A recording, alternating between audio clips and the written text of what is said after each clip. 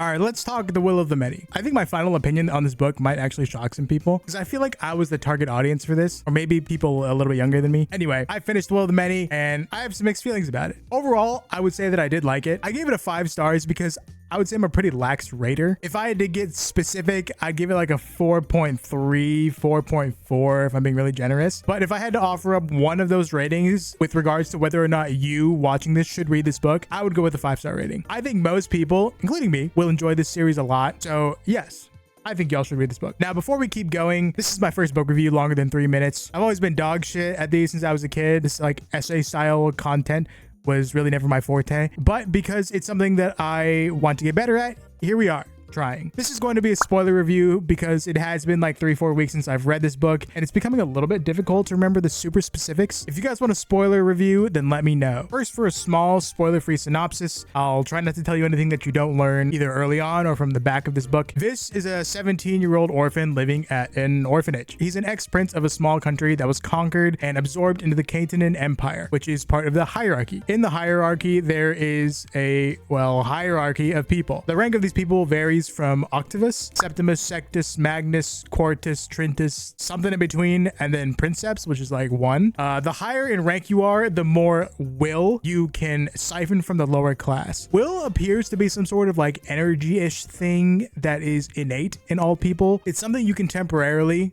voluntarily cede to somebody else, give it to them, let them borrow it, which means the opposite of that is true. That it is something that you can receive from other people. Now, to do that, there is a ritual you must go through, which our character never did. He wants to live his life without ever having to temporarily cede his will to anybody. And so through a tumble of events, he ends up at a school to further his goals. And along the way, he ends up doing spy shit for various groups of people. All right, there's my super small synopsis. Now, let's get into my spoiler-free thoughts of this book. You know, people always say spoiler-free videos, but they do always end up spoiling some things, some little things. So whenever you watch one of these, you kind of just have to accept that that's going to be okay with you. Now, starting off with the things that I did like, I liked the world building quite a lot. There is a deep history to these lands with many mysteries about the people and technology of the past. That's always something in books that intrigues me. I love forgotten histories, and having them slowly be revealed to me, I think that makes for like crazy reveals, and I'm totally down for it. The magic in this book, I have mixed feelings on. You can tell it's very complex, which I love.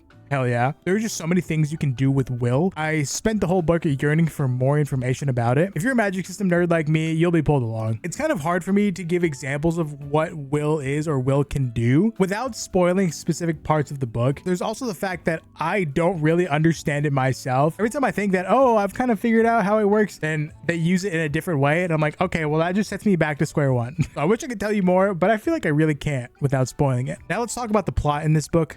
It's pretty fun. I think the plot of this book is easily its strongest aspect. I think the pacing was really well. The plot is constantly being driven by characters' secret hidden motives, and I find that really fun, and I like that. A lot of the motives we don't know yet, unfortunately, but eventually we will. Some of them we do learn, and it made the characters more interesting. I like that. I like hidden motives. They're fun. Back to the pacing of the plot real quick. It might actually be a little bit fast. There are a lot of time jumps in different sections of this book, but it's not like that bad. I don't even think it's that distracting. Maybe for me a little bit. I'm not the biggest fan of time jumps, but if you're okay with that, then go for it. I've only read one other James Islington book, and that was The Shadow of What Was Lost. And that book was also very plot centered, just like this one. It's clear to me that James Islington is a master of secrets and reveals. The dude loves making you put down the book and going, if you've read the epilogue of this book, you will definitely agree. It's honestly kind of nuts. Now, going back to what I said of characters' secret hidden motives, that's kind of every character's like shtick.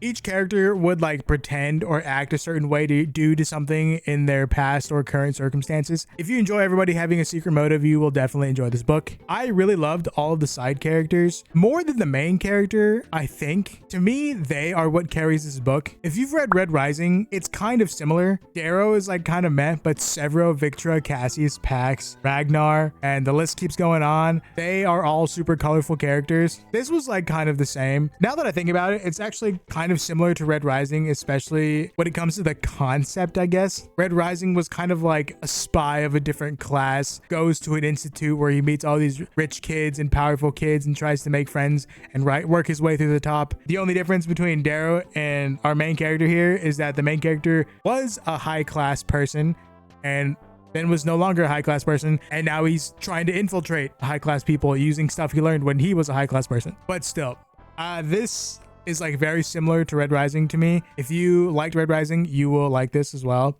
This actually reminds me a lot of just your YA magic school books, except a lot of those have FMCs, and I feel like all of the genders of the characters were kind of just flipped. But then again, this also reminds me of like other YA boy fantasy stuff that I read when I was younger. All right, on a tangent, my bad. The characters.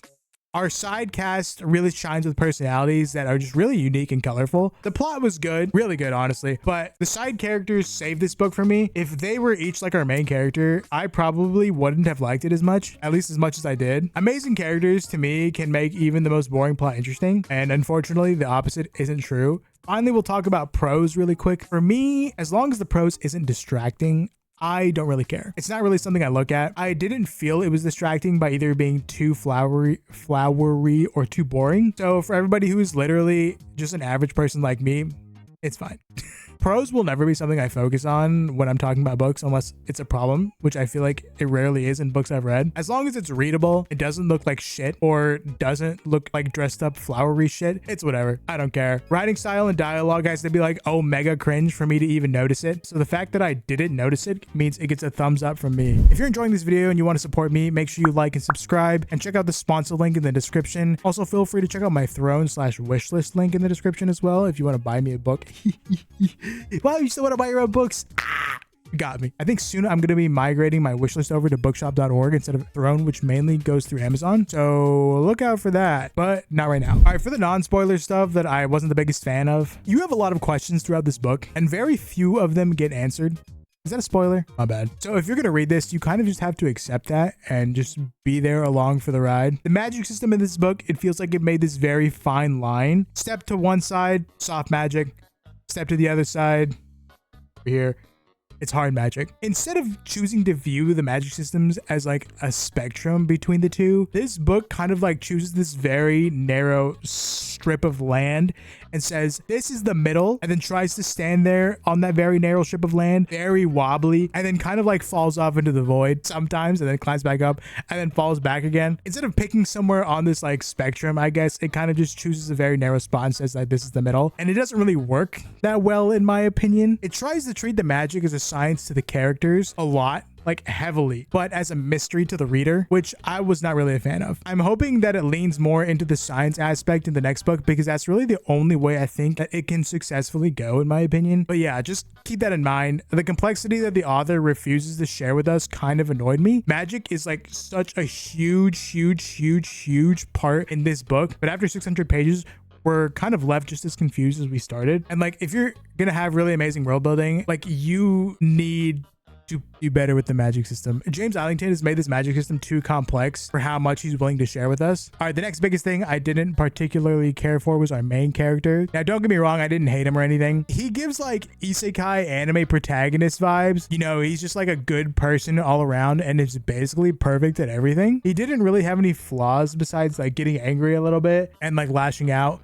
But even then, he was capable enough to be able to rein that in a majority of the time to where it almost feels like it doesn't even matter that he had that flaw. He is just a character that I was personally not attached to as somebody who values their characters super high. And I think that he probably isn't a character that most people reading this will find themselves attached to. Like I said in the beginning of this video, I'm more attached to the side characters. I think they're way more interesting. Maybe it's just because we don't know them super well yet. Maybe that'll change. Maybe I'll think they're flat later on, but I like them way more. I felt like there was more James Allington could have done or gone into with regards to his traits/flaws because of his backstory, but he didn't really do that. he said he did when you're reading it, but the actions don't really match up. Like I said earlier, the side characters are really carrying this character aspect, which isn't ideal, but it's better than having no good characters whatsoever. You know, just like when you have a main character that's basically goated at everything, there never really feels like there are any stakes. So the author has to hold the interest of the reader via how that character does something, not necessarily whether he will succeed or fail, which isn't as gripping. I think that if he was going to go that route, then he had to be more transparent about the magic system, because that would make the how the genius character does something far more interesting.